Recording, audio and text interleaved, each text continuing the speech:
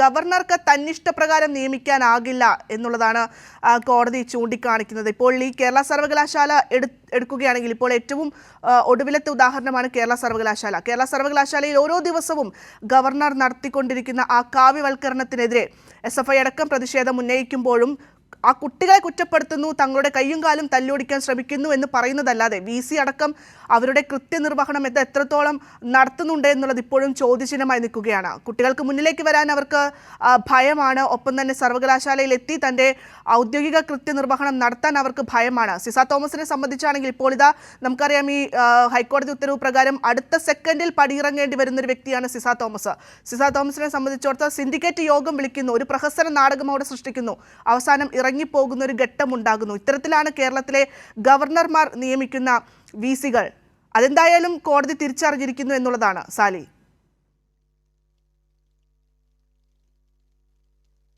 അതായത് ഏറ്റവും പ്രധാനപ്പെട്ട കാര്യം, ഇപ്പോൾ കോടതി ഇറങ്ങിപ്പോകൂ എന്ന് പറഞ്ഞ സിസ തോമസിനെയാണ് നമ്മുടെ ഗവർണർ കഴിഞ്ഞ ആഴ്ച ഡോക്ടർ മോഹനൻ കുന്നുമൽ അവധിക്ക് പോയപ്പോൾ കേരള സർവകലാശാലയുടെ താൽക്കാലിക VC ആയി നിയമിച്ചത് എന്നുള്ളതാണ്.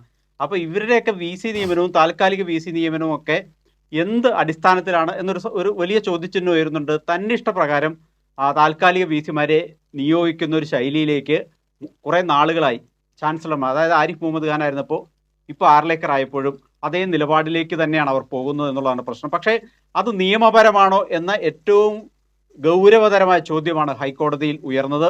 സിംഗിൾ ബെഞ്ച് ആദ്യം പറഞ്ഞു അത് നിയമപരമല്ല, കാരണം ഈ KTUവിൻ്റെ ആണെങ്കിലും ഡിജിറ്റലിൻ്റെ ആണെങ്കിലും സർവകലാശാല ആക്ടിലും സ്റ്റാറ്റ്യൂട്ടിലും UGC റെഗുലേഷൻസും ഒക്കെ പരിശോധിച്ച ശേഷമാണ് കോടതി അന്ന് അസന്നിഗ്ധമായി സിംഗിൾ ബെഞ്ച് വ്യക്തമാക്കിയത്. ഇത്തരത്തിൽ ഒരു സർവകലാശാലയിൽ താൽക്കാലിക VC-യുടെ താൽക്കാലിക ഒഴിവ് വന്നാൽ സർക്കാരിൽ നിന്നൊരു പട്ടിക വാങ്ങണം. ആ പട്ടിക 2-3 പേരുള്ള പട്ടികയാവും. ആ പട്ടികയിൽ നിന്ന് ഒരാളെ, സർക്കാർ നൽകുന്ന പട്ടികയിൽ ഉൾപ്പെടുന്ന ഒരാളെ താൽക്കാലിക VC-ആയി ഗവർണർക്ക് ചാൻസലർ എന്ന പദവി ഉപയോഗിച്ച് താൽക്കാലികമായി നിയമിക്കാം. അതായത് സർക്കാർ എന്ത് തീരുമാനിക്കുന്നോ അതിൽ നിന്ന് ഒരു പട്ടികയായി വാങ്ങുക, ആ പട്ടികയിൽ ഒരാളെ നിയമിക്കുക. അതാണ് ഈ സർവകലാശാല, ഈ 2 സർവകലാശാലകളുടെ ആക്റ്റിലും സ്റ്റാറ്റ്യൂട്ടിലും ഒക്കെ വ്യക്തമായ പറയുന്നത് അക്കാര്യമാണ്. അതുകൊണ്ട് അതിൽ നിന്ന് വ്യത്യസ്തമായി തീരുമാനമെടുക്കാൻ ചാൻസലർക്ക് അധികാരമില്ല, ഗവർണർക്ക് അധികാരമില്ല എന്ന് അസന്നിഗ്ധമായി വ്യക്തമാക്കിക്കൊണ്ടാണ് അന്ന് സിംഗിൾ ബെഞ്ച് ഉത്തരവ് പറഞ്ഞത്. പക്ഷേ അത് അനുസരിക്കാൻ ഗവർണർ തയ്യാറായില്ല, ചാൻസലർ തയ്യാറായില്ല. പിന്നീട് അപ്പീൽ പോയി. ആ അപ്പീൽ, ഗവർണറുടെ 2 അപ്പീലുകൾ, അതായത് KTUവിൻ്റെ ഒരു അപ്പീൽ, ഡിജിറ്റലിൻ്റെ ഒരു അപ്പീൽ, ആ 2 അപ്പീലുകൾക്കൊപ്പം ഈ ശിവപ്രസാദിൻ്റെയും സിസ തോമസിൻ്റെയും അപ്പീലും, അങ്ങനെ 4 അപ്പീലാണ് ജസ്റ്റിസ് അനിൽ K. നരേന്ദ്രൻ അധ്യക്ഷനായ ഡിവിഷൻ ബെഞ്ച് കഴിഞ്ഞ ദിവസങ്ങളിൽ പരിഗണിച്ചത്. വിശദമായ വാദം കേട്ടു. കോടതിയിൽ ഗവർണറുടെ അഭിഭാഷകൻ ചൂണ്ടിക്കാട്ടിയ അല്ലെങ്കിൽ ഉന്നയിച്ച പ്രധാനപ്പെട്ട വാദം, അത്തരത്തിൽ ഗവർണർക്ക് താഴെയാണ് അല്ലെങ്കിൽ ചാൻസലർക്ക് താഴെയാണ്, ചാൻസലറാണ് ഇക്കാര്യത്തിൽ നിയമനാധികാരി, മറ്റ് ബോഡികളെല്ലാം ചാൻസലർക്ക് താഴെയാണ് എന്നൊരു വിചിത്രമായ നിലപാടാണ് കോടതിയിൽ സ്വീകരിച്ചത്. പക്ഷേ ഇത് കോടതി അംഗീകരിച്ചില്ല. അതാത് സർവകലാശാലകൾക്ക് അതാത് ആക്ട് ഉണ്ട്. ഓരോ സർവകലാശാലകൾ സ്ഥാപിക്കപ്പെടുമ്പോഴും നിയമനിർമ്മാണ സഭകൾ ഓരോ നിയമങ്ങൾ പാസാക്കി ആ നിയമങ്ങളുടെ അടിസ്ഥാനത്തിലാണ് സർവകലാശാലകൾ സ്ഥാപിക്കപ്പെടുന്നത്. ആ സർവകലാശാല ആക്ട് ഉണ്ട്, അത് KTU ആക്ടും ഉണ്ട്, ഡിജിറ്റൽ യൂണിവേഴ്സിറ്റിക്കും ആക്ട് ഉണ്ട്. ആ ആക്ടുകൾ എന്താണോ പറയുന്നത്, യൂണിവേഴ്സിറ്റി സ്റ്റാറ്റ്യൂട്ട് എന്താണോ പറയുന്നത്, UGC റെഗുലേഷൻസ് എന്താണോ പറയുന്നത്, അതിനപ്പുറം കടന്ന് സ്വന്തം ഇഷ്ടപ്രകാരം ഒരു തീരുമാനമെടുക്കാൻ ചാൻസലർക്ക് എന്ന പദവി ഉപയോഗിച്ചാണെങ്കിൽ പോലും ഗവർണർക്ക് കഴിയില്ല എന്നതാണ് ഇപ്പോൾ ഡിവിഷൻ ബെഞ്ച് വ്യക്തമാക്കിയിരിക്കുന്നത്. വലിയ തിരിച്ചടിയാണ് ഇത് ഗവർണറെ സംബന്ധിച്ചിടത്തോളം.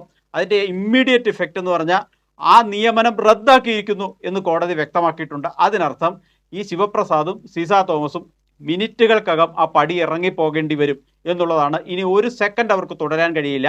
നമുക്കറിയാം, മെയ് 28-നാണ് ഇവരുടെ കാലാവധി അവസാനിക്കേണ്ടിയിരുന്നത്. അതിനു മുമ്പ് തന്നെ സർക്കാർ സിംഗിൾ ബെഞ്ചിനെ സമീപിച്ചു. മെയ് 25-നോ 26-നോ മറ്റോ ഓർഡർ വന്നു. അതായത് അവരുടെ നിയമനം ശരിയല്ല, ചാൻസലറുടെ നടപടികൾ ശരിയല്ല. പക്ഷേ കോടതി ഒരു കനിവെന്ന് അവരോട് കാണിച്ചു. ഇനി 3-4 ദിവസം കൂടെ നിങ്ങൾക്ക് ഈ കാലാവധി അനുസരിച്ച് തുടരാൻ കഴിയും, അതുകൊണ്ട് തുടർന്നിട്ട് ഇറങ്ങിപ്പോക്കോളൂ. അതായത് അവർക്ക് അന്തസ്സായി ഇറങ്ങിപ്പോകാൻ ഒരു അവസരം സിംഗിൾ ബെഞ്ച് കൊടുത്തതാണ്.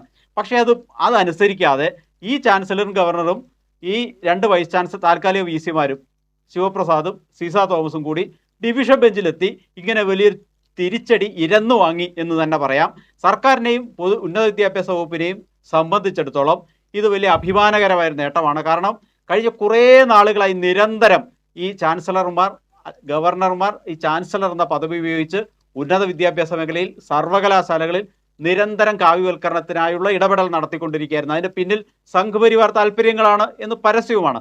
ആ സംഘപരിവാർ താല്പര്യങ്ങൾക്കനുസരിച്ച് ഉന്നത വിദ്യാഭ്യാസ മേഖലയെ, കലാലയങ്ങളെ, സർവകലാശാലകളെ ഒക്കെ നിയന്ത്രിക്കാൻ ഉള്ള ശ്രമമാണ് നടത്തിക്കൊണ്ടിരിക്കുന്നത്. ഇപ്പോഴും തുടരുകയുമാണ്. കേരളത്തിലെ ഭൂരിപക്ഷ സർവകലാശാലകളിലും ഇപ്പോഴും സ്ഥിരം VC-മാരില്ല. അതിനൊറ്റ കാരണം ഈ ചാൻസലർമാർ എടുത്തിരിക്കുന്ന പിടിവാശിയാണ്. അപ്പോൾ ഇവിടെ എല്ലാം സ്വന്തം ഇഷ്ടപ്രകാരം താൽക്കാലിക VC-മാരെ നിയോഗിക്കുക, സംഘപരിവാർ കേന്ദ്രങ്ങളിൽ നിന്ന് നൽകുന്ന പട്ടിക അനുസരിച്ച് എല്ലായിടത്തും താൽക്കാലിക VC-മാരെ നിയോഗിച്ച് മറ്റ് ജനാധിപത്യ ബോഡികളെയെല്ലാം നിഷ്പ്രഭമാക്കിക്കൊണ്ട്, സിൻഡിക്കേറ്റ് തീരുമാനങ്ങളെ അട്ടിമറിച്ചുകൊണ്ട് ഒക്കെ ചാൻസലർ സംഘപരിവാർ ഭരണം സർവകലാശാല നടത്തി